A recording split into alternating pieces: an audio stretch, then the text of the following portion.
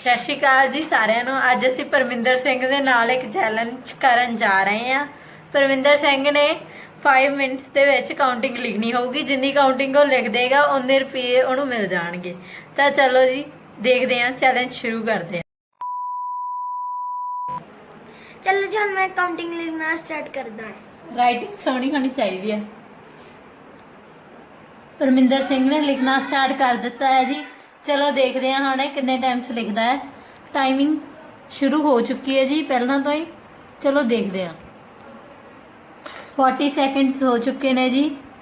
ਹਜੇ ਪਰਮਿੰਦਰ ਸਿੰਘ ਨੇ 25 ਤੱਕ ਲਿਖ ਦਿੱਤੀ ਹੈ ਕਾਊਂਟਿੰਗ। ਦੇਖੋ ਜੀ। ਤਾਂ ਚਲੋ ਹੁਣ ਦੇਖਦੇ ਹਾਂ ਕਿੱਥੇ ਤੱਕ ਲਿਖੇਗਾ ਪਰਮਿੰਦਰ ਸਿੰਘ। ਚਲੋ ਜੀ ਗਾਇਸ, ਹੁਣ ਟੋਟਲ 2 ਮਿੰਟ ਹੋ ਚੁੱਕੇ ਨੇ ਤੇ ਦੇਖਦੇ ਹਾਂ ਪਰਮਿੰਦਰ ਸਿੰਘ ਨੇ ਕਿੱਥੇ ਤੱਕ ਲਿਖਿਆ ਹੈ। ਪਰਮਿੰਦਰ ਸਿੰਘ ਕਿੱਥੇ ਤੱਕ ਲਿਖਿਆ ਤੁਸੀਂ? 66। ਤਾਂ ਚਲੋ ਜੀ ਦੇਖਦੇ ਹਾਂ ਕਿ ਟਾਈਮ ਮੁੱਕਦਾ ਕਿੱਥੋਂ ਤੱਕ ਲਿਖਦਾ ਹੈ ਪਰਮਿੰਦਰ ਸਿੰਘ। ਪਰਮਿੰਦਰ ਸਿੰਘ ਟਾਈਮ ਕਿੰਨਾ? मेरे 3 मिनट्स रह गए ने। चलो देखते हैं मैं 3 मिनट्स कितना लिख सकना। ਹੁਣ ਕਿੰਨਾ ਲਿਖਿਆ ਹੈ ਤੁਸੀਂ?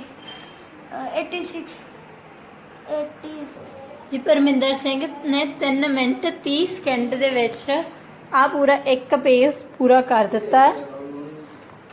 100 ਤੱਕ ਕਾਊਂਟਿੰਗ ਲਿਖ ਦਿੱਤੀ ਹੈ। ਤਾਂ ਚਲੋ ਦੇਖਦੇ ਹਾਂ ਹੁਣ ਅੱਗੇ ਕਿੰਨੇ ਤੱਕ ਲਿਖੂਗਾ ਇਹ।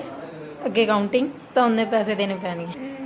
ਗਾਇਸ ਟੋਟਲ 5 ਮਿੰਟ ਪੂਰੇ ਹੋ ਚੁੱਕੇ ਨੇ। ਤਾਂ ਚਲੋ ਦੇਖਦੇ ਹਾਂ ਕਿ ਪਰਮਿੰਦਰ ਸਿੰਘ ਨੇ ਕਿੱਥੇ ਤੱਕ ਲਿਖੇ ਹੋਏ ਨੇ ਨੰਬਰਸ। ਕਿੱਥੇ ਤੱਕ ਲਿਖੇ ਹੋਏ ਨੇ? तो गाइस अभी मैंने 5 मिनट पूरे हो चुके हैं। ਪਰਮਿੰਦਰ ਸਿੰਘ ਨੇ 120 ਤੱਕ ਪੂਰੇ ਕਰ ਦਿੱਤੇ ਨੇ ਨੰਬਰ। ਦੇਖ ਸਕਦੇ ਹੋ मैंने ਤੁਸੀਂ। 120 तक पूरे नंबर्स लिख दिए हैं। ਹਾਂਜੀ तो गाइस अब आपको लाइक और सब्सक्राइब करना पड़ेगा। तो गाइस अब हम परमिंदर सिंह को पीस देकर चलो बाय।